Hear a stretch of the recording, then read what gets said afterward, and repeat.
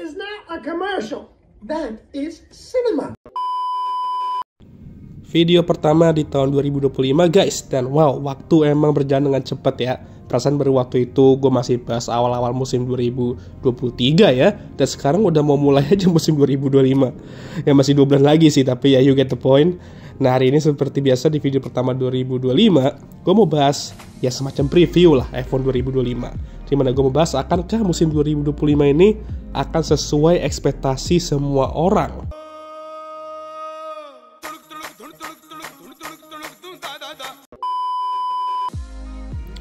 Nah pas awal 2024 orang tuh udah kayak bisa gak sih langsung skip ke 2025 aja wey. Ya itu dikarenakan abang extend di E1 ini yang tiba-tiba secara mengejutkan mengumumkan bahwa dia tuh akan pindah dari Mercedes ke Ferrari. Orang-orang kan jadi udah gak sabar duluan kan untuk 2025. Nah hari ini gue mau bahas dulu aja mengapa selain karena Lewis pindah ke Ferrari itu yang udah gue bahas berkali-kali, mengapa musim ini begitu dinanti-nanti oleh para fans. Nah mari kita bahas dulu ya. Pertama karena ini merupakan musim terakhir sebelum regulasi baru di 2026. Perasaan mah orang excitednya tuh pas regulasi barunya. Ini malah sebelum regulasi baru, 1 musim sebelum pula ya kan. Nah kalian lupa apa terakhir kali musim F1 sebelum ganti regulasi itu kayak gimana? Ya nggak terjadi banyak hal sih, chaos aja dikit. Nah gini, bukan soal cocok logi yang musim-musim serupa ya, tapi kadang musim terakhir sebelum regulasi baru dan misalnya 1 musim itu semua tim itu pasti bakal mengerahkan segala sumber dayanya untuk membuat 1 mobil bagus sebelum ganti regulasi itu. Ya kecuali kalau timnya tuh bokeh ya, kalau itu udah pasti fokus sama regulasi baru aja. Apalagi jika tim-tim tersebut berada dalam title fight. Nah ini nih bakal bikin seru juga nih, karena pertengahan ke akhir 2024 membuktikan bahwa persaingan itu sudah ketat kembali, di mana Red Bull mengampas dan tim kayak McLaren dan Ferrari itu bangkit. Gue expect kedua tim ini bakal tetap strong musim depan. Dan jangan lupakan Mercedes juga. Bahkan sekacau-kacaunya Red Bull sekarang, kita jangan lupakan mereka juga karena ingat mereka punya Max Verstappen. Tapi musim ini juga memiliki potensi juara dunia baru. Iya, baru. Ya semoga lah ya, tapi ya pasti persaingan musim ini akan sangat ketat dan kemungkinan besar kedua gelar masih akan diperebutkan di ronde terakhir. Karena pembalap-pembalap yang sudah berada di title fight atau pernah lah merasakan yang namanya title fight, tapi belum kesampaian jadi Jordan, gue expect mereka bakal comeback lebih kuat di 2025 ini. Lalu soal lineup juga, musim ini tuh cuma 2 tim yang mempertahankan lineup mereka. McLaren, ya jelas ya, kedua pembalap masih strong dan itulah alasan mereka jadi juara konstruktor, jadi nggak ada alasan untuk menggantinya. Lalu Aston Martin, iya ini juga jelas lah ya, satunya masih kuat dan satunya masih kuat ordalnya. 8 tim akan memiliki lineup baru dan inilah yang bakal buat musim ini tuh seru juga. Karena di 2024 untuk pertama kalinya tim-tim itu pada mempertahankan lineup yang sama seperti akhir musim sebelumnya. Nah sekarang ya tanggung juga sih ya, bayangin aja kalau semua tim tuh ganti lineup. Mantap kali reverse Uno-nya. Nah ngomong-ngomong soal lineup F1 2025 ini juga menurut gue lumayan beragam. Karena kita masih memiliki pembalap veteran yang usianya itu 40 dan mendekati 40 atau di akhir 30 lah ya.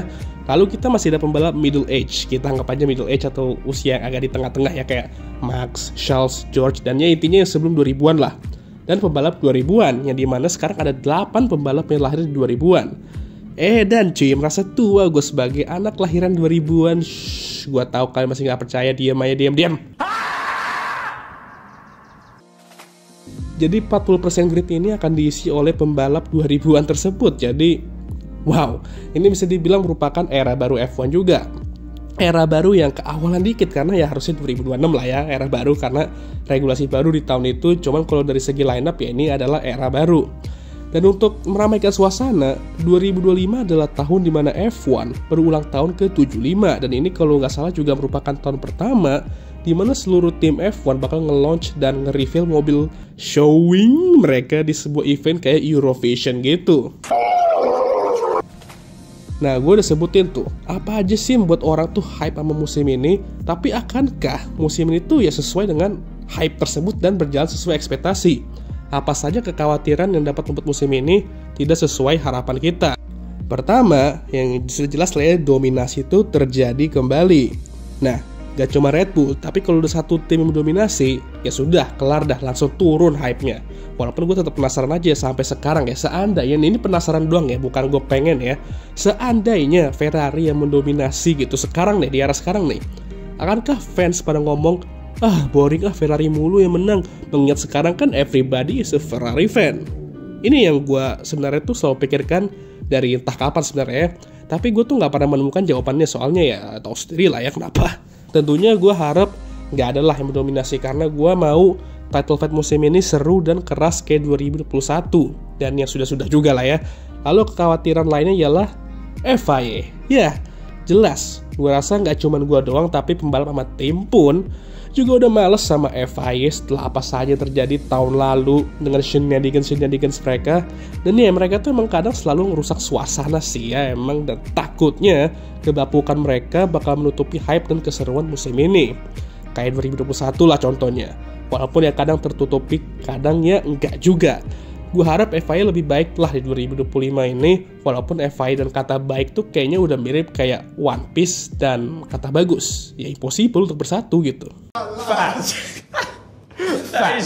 Dua itu aja yang gue takutin sebenarnya, karena dua hal itu bisa aja terjadi di 2025 ini. Tapi kocak aja gitu, orang udah gak sabar sama 2025 karena ngira itu bakal lebih seru dari 2021. Nyatanya ntar malah lebih boring dari 2023. Jadi kayak ketuker jiwanya sama 2024 gitu ya. Ya semoga enggak lah ya, karena musim ini pastinya berpotensi untuk meningkatkan kembali gitu semangat fans F1 yang sempat padam di 2023, dan meningkatkan lagi kayak mari kita adakan nobar di tempat mana, dan intinya meramaikan lagi lah, karena menurut gue emang sedikit meredup setelah 2023 itu ya.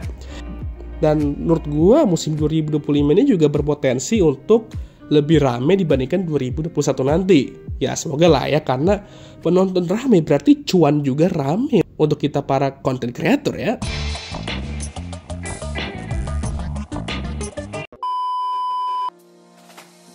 Oke lah, sekian video kali ini. Gimana menurut kalian? Jangan lupa like, subscribe, dan share video ini. Dan jangan lupa juga untuk menyalakan lonceng notifikasi agar kalian semua tahu ketika gue ngupload video baru. Jangan lupa juga untuk follow Instagram gue. Sorry suara gue masih rada ya kurang, masih sakit coy. Dan ini gue juga nahan batuk PTW selama rekam ini ya. Oke lah, seperti biasa bagi kalian yang sudah menonton, gue mau mengucapkan